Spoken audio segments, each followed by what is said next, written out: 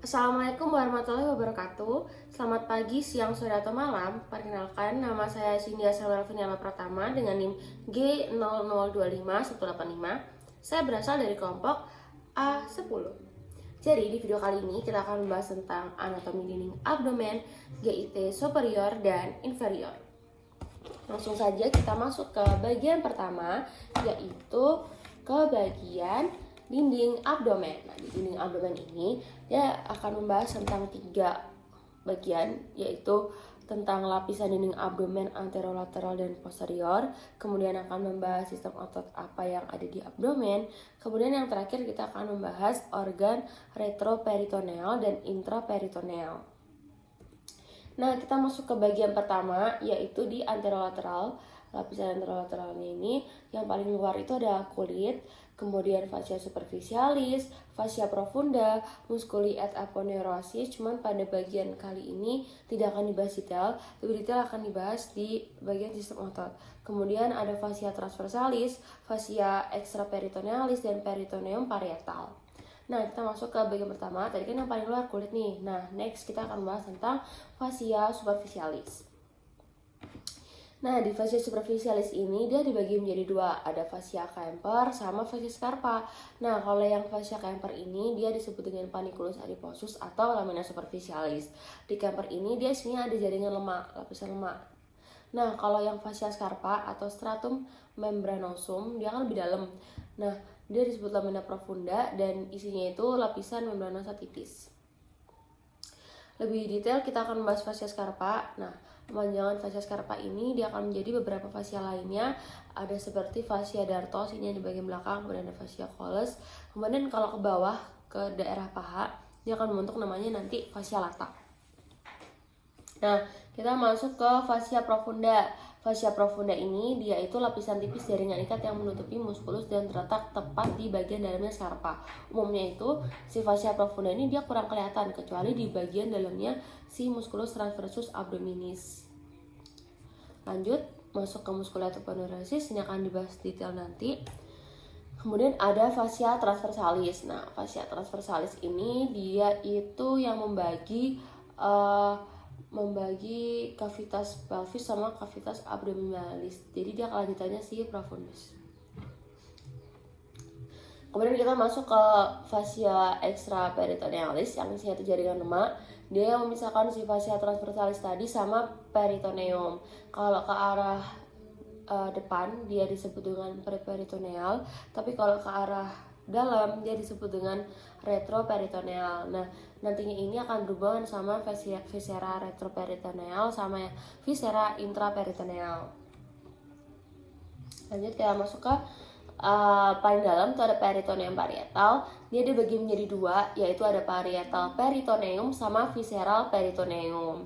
Nah, yang parietal peritoneum atau peritoneum parietal dia lapisan yang membagi bagian dalam dinding abdomen dan menjadi bagian dari dinding abdomen itu sendiri. Kalau yang visceral ini nanti dia itu yang melapisi langsung permukaan organ viscera abdominis, dia disebut dengan kalau seluruh organ disebut dengan organ retroperitoneal. Kalau yang kebalik, kalau yang sebagian itu retroperitoneal, kalau yang seluruhnya dia itu intraperitoneal. Nah, nantinya kedua peritoneum ini dia akan membentuk rongga. Rongganya namanya peritoneal cavity atau cavum peritoneal. Nah, umumnya itu cavum peritoneal ini isinya sedikit cairan serosa. Fungsinya itu untuk melubrikasi permukaan peritoneum sehingga viscera bisa bergerak satu sama lain tanpa adanya friksi atau gesekan yang bisa menyebabkan gerakan-gerakan digesti. Nah, tapi seiring kita dewasa, si peritoneal cavity atau cavum peritonealnya ini dia nggak membentuk satu organ utuh, tapi dia akan memecah menjadi 2 bagian, yaitu ada cavum peritoneum minor sama cavum peritoneum yang mayor. Nah, kedua cavum ini dia akan dihubungkan oleh foramen epiploica Winslowi. Lanjut, kita masuk ke bagian yang dinding abdomen posterior. Di sini yang paling luar masih sama, yaitu kulit. Kemudian ada fascia superficialis dorsi, musculus, fascia extraperitonealis, dan peritoneum parietal. Lanjut kita masuk ke muskularisasi, karena yang bagian dinding abdomen itu kurang lebih sama kayak yang dinding anterior. Kemudian lanjut di muskularisasi yang dinding abdomen anterior. Pertama ada flat muscles, ada M. obliquus externus abdominis, kemudian ada musculus obliquus internus abdominis, dan yang terakhir itu ada musculus transversus. Nah, nantinya itu ada linea alba. Linea alba itu dia di tengah melewati regio umbilicalis dan dia letaknya setinggi processus hypoideus sampai symphysis pubica. Nantinya dia ini akan membentang di antara otot-otot ini. Lanjut ada vertical muscles, dibagi menjadi dua, ada rectus abdominis sama pyramidalis. Nantinya yang musculus rectus abdominis dia akan berjalan secara vertikal, kemudian secara vertikal, dan dia akan terbagi dengan jelas oleh intersectionis tendinae, yaitu terletak setinggi sipoideus, kemudian terletak setinggi symphysis pubica, dan di antara keduanya. Nah, ini urutan flat muscle-nya. Yang paling luar itu ada externus, yang paling depan. Musculus obliquus externus, kemudian ada musculus obliquus internus, dan yang terakhir ada transversus abdominis, ini yang paling dalam. Kemudian arah serabutnya, kalau yang externus dia bentuknya seperti huruf V, kalau yang internus dia bentuknya seperti huruf A. Oke, kita lanjut masuk ke vagina musculi recti. Nah, tadi kan ada dua nih yang vertical muscles, ada rectus abdominis sama musculus pyramidalis. Nah, kedua musculus ini dia dibungkus sama vagina musculi recti. Vagina musculi recti ini sendiri dibentuk oleh aponeurosis dari 3 horizontal muscles yang tadi itu. Kemudian kita masuk ke muskularisasi yang ada di dinding abdomen posterior. Nah, lapisan paling luar yang pertama itu ada latissimus dorsi. Kemudian yang kedua ada obliquus externus abdominis, ada musculus erector spinae, ada musculus longissimus dorsi, dan ada musculus serratus posterior inferior. Kemudian yang lapisan ketiga dia ada musculus multifidus, ada interspinalis, obliquus internus abdominis, dan yang lapisan terakhir, lapisan keempat, dia ada musculus quadratus lumborum, musculus iliopsoas, dan ada musculus transversus abdominis. Nah, kita masuk ke bagian organ intraperitoneal dan retroperitoneal. Bedanya apa sih? Jadi bedanya itu kalau yang intraperitoneal dia seluruh bagiannya dilapisi sama peritoneum parietal. Tapi kalau yang retroperitoneal yang dilapisi sama peritoneum parietal itu cuma bagian depan atau bagian anteriornya aja. Sedangkan bagian posteriornya itu dia tidak dilapisi oleh peritoneum parietal. Kemudian organ apa aja yang ada di retroperitoneal kita bisa menghafalnya dengan singkatan Sedpacker. Pertama ada SAD, S itu suprarenal gland, A aorta, D duodenum kecuali yang paling superior, kemudian ada P itu pankreas kecuali kauda, terus yang U ureter, C itu colon descendant, ascendens and descendants, terus K itu kidney, E esophagus, dan terakhir R rectum. Nah, ini kan untuk yang viscera retroperitoneal. Lalu untuk yang intraperitoneal berarti ya organ-organ yang tidak disebutkan di singkatan Sedpacker ini. Contohnya nih kayak misal yang duodenum kecuali yang pars superior, dia nggak termasuk retroperitoneal karena dia ya termasuk ke intraperitoneal. Kemudian yang pankreas pars cauda dia juga termasuknya ke intraperitoneal. Terus ada jejunum, ileum, colon sigmoideum, nah dia juga termasuk ke intraperitoneal. Gaster pun juga termasuk ke intraperitoneal, dan organ-organ lainnya yang tidak disebutkan di sini. Oke, kita masuk ke bagian kedua yaitu gaster atau lambung. Jadi di bagian ini kita akan membahas tentang dua bagian, yaitu ada anatomi gaster sama sphincter apa yang ada di gaster. Nah, ini letak gasternya. Mungkin kalau kita lihat di gambar ini kurang tepat ya. Dia tuh gambar yang kiri. Letaknya gaster dia di hipokondriaka sinistra sama epigastrika. Nah, Kalau kita lihat di gambar ini kan dia juga masuknya ke umbilicalis ya, tapi dia nggak termasuk ke bagian umbilicalis karena nanti di umbilicalis itu dia fokusnya ke usus halus sama usus besar. Nah, kemudian ini yang bagian kanan, ini bagian real gasternya. Nah, kita masuk ke bagian gaster. Pertama ada pars cardiaca. Pars cardiaca ini yang merupakan daerah peralihan dari esophagus menuju ke lambung. Kemudian dia letaknya setinggi vertebra thoracalis ke-11. Kemudian di atasnya ada fundus gastricum yang bentuknya kayak kubah. Dia itu menempel pada sisi bawah diafragma dan biasanya itu berisi gelembung udara. Terus bagian terbesarnya dari gaster itu ada corpus gastricum, atau ini kalau digambar namanya body, corpus body, badan. Kemudian dia yang punya lipatan mukosa atau namanya itu rugae atau plica grasica. Lipatan ini nanti yang akan memungkinkan gaster untuk mengembang dan membantu pencemburan makanan. Nah, kalau kita lihat gambar tadi, nah ini yang bentuk lipatan-lipatan inilah yang namanya rugae atau plica gastrica.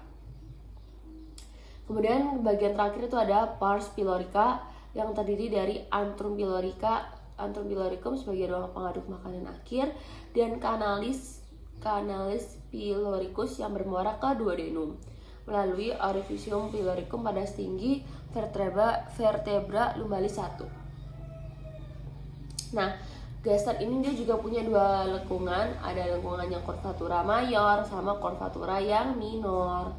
Nah, kalau yang curvatura mayor, yang curvatura mayor ini yang besar, curvatura atau yang greater curvature. Nah, yang curvatura mayor ini menjadi pelekatannya omentum maius. Kemudian yang mencakup nanti pembahasan tentang omentum maius di next slide. Terus kalau yang curvatura minor, dia tuh melekatnya kebalikannya, yaitu omentum minus. Kemudian, nah ini dia omentum maius yang di bagian luar, minus yang di dalam. Yang pertama yang maius, dia ada 4 ligamen, ada gastrocolica, gastriperenica, gastrorenal, sama splenorenal. Biasanya itu untuk menghafalnya ini kita perhatikan letak-letaknya aja. Gaster ini berdekatan sama apa aja, kayak gitu.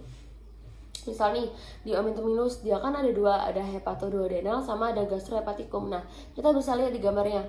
Di sini hepatogastricum atau gastrohepaticum. Nah, mengapa dia namanya hepatogastricum atau gastrohepaticum? Karena gaster dia kan dekat sama hati.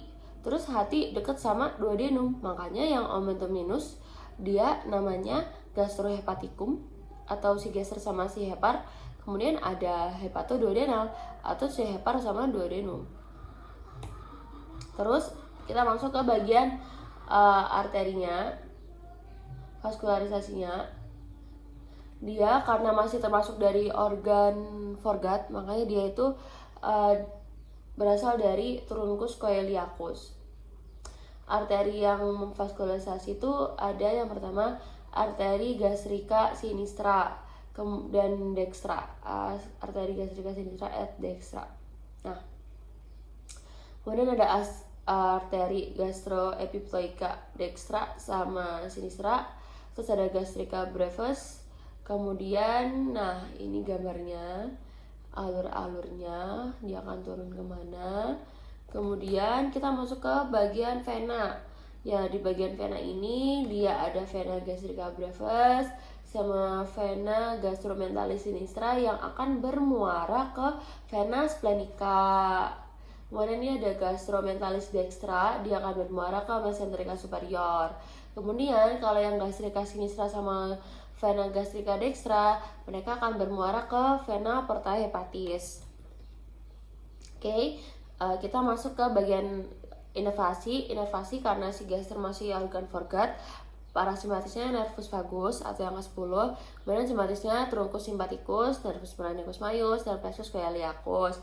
Kemudian ada musculus sphincter pyloricus yang mendapat impuls inhibisi atau relaksasi dari nervus vagus. Nah, itu dia yang kelupaan. Jadi di bagian gaster ini ada namanya LES atau gastroesophageal sphincter.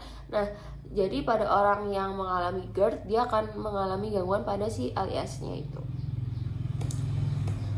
Kemudian kita masuk ke bagian terakhir, yaitu appendix vermiformis. Jadi di bagian appendix vermiformis kita akan membahas tentang letak-letak appendix, letaknya yang paling umum, cara pengukuran, nama garis, dan titik pengukurannya.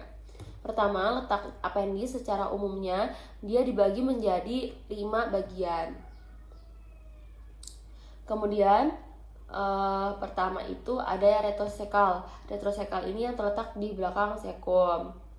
Kemudian ada pelvikum, dia menjulur ke pelvis. Terus ada post ileal, dia di belakang. Terus kalau preileal dia di depan, kebalikannya si post, dia di belakangnya ileum. Kalau yang post, kalau yang pre dia di depannya ileum. Kemudian ada subsekal, dia di bawahnya sekum. Nah, posisi-posisi yang beda ini dia tuh mempengaruhi gejala klinis pada appendicitis. Karena arah nyeri itu dapat berubah tergantung sama hubungan appendix dengan organ sekitarnya. Nah, sebelum kita membahas lebih lanjut tentang pengukurannya, appendix vermiformis sendiri dia tuh melekat pada permukaan posteromedial sekum atau di bawahnya junctura ileocecalis. Kemudian panjangnya appendix vermiformis itu dia bervariasi dari 6 sampai 13 cm. Kemudian dia diliputi seluruhnya oleh mesoappendix atau mesenteriolum. Nah, kita masuk ke cara pengukurannya. Ini untuk menentukan lokasi klinis appendix itu ada dibagi menjadi 2 garis. Ada yang garis Monro Pitcher sama garis Lanz. Kalau yang garis Monro Pitcher dia diukurnya dari sias dextra sampai ke umbilicus. Dari pangkal appendix terletak sepertiga lateral garis Monro Pitcher yang disebut sebagai titik McBurney.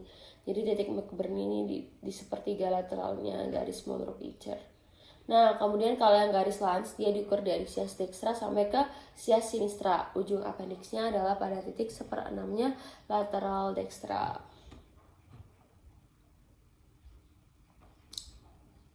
Nah, kalau titik yang titik McBurney dia tuh acuan yang biasanya untuk mendeteksi nyeri pada ada appendicitis akut. Terus kalau yang garis Lanz biasanya itu titiknya ini digunakan sebagai alternatif acuan anatomi karena sering memberikan proyeksi yang lebih tepat pada pasien dengan variasi letak appendix tertentu. Nah, oke, kita sudah masuk ke bagian terakhir dan ya mungkin cukup sekian yang bisa saya sampaikan. Mohon maaf kurang lebihnya mohon maaf dan terima kasih sudah menonton video ini hingga akhir. Saya Cynthia Melvina Pratama dengan NIM G0025185 pamit undur diri. Terima kasih. Wassalamualaikum warahmatullahi wabarakatuh.